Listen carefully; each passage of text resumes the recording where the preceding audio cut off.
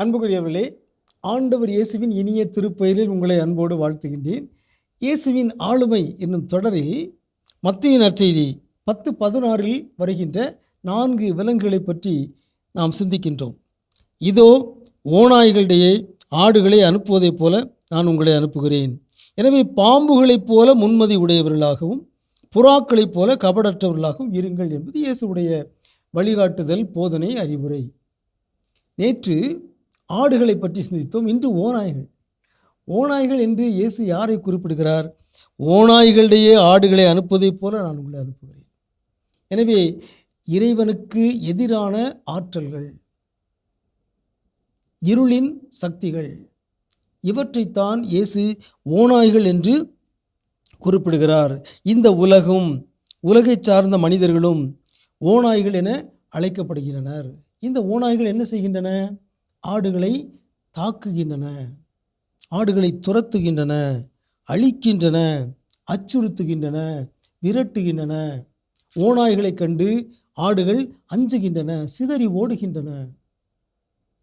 எனவே அப்படிப்பட்ட ஓநாய்கள் நடுவில் நான் உங்களை அனுப்புகிறேன் என்று தன்னுடைய சீடர்களை அனுப்பும்போது இயேசு சொல்லுகிறார்.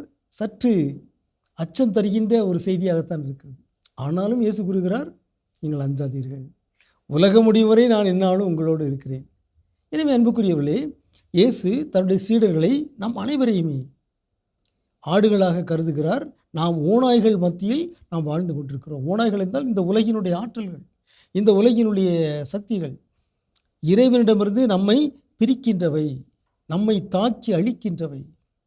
அவற்றில் பலவும் இருக்கின்றன. மனிதர்களும் இருக்கிறார்கள், செல்வம் இருக்கிறது, இந்த உலகின் செல்வாக்கு இருக்கிறது, இந்த உலகில் உள்ள தீமைகள் இருக்கின்றன, இன்றைய சமூக ஊடகங்கள் இருக்கின்றன, தொலைக்காட்சி, அலைபேசி, இணையதளம் இவையெல்லாம் இருக்கின்றன.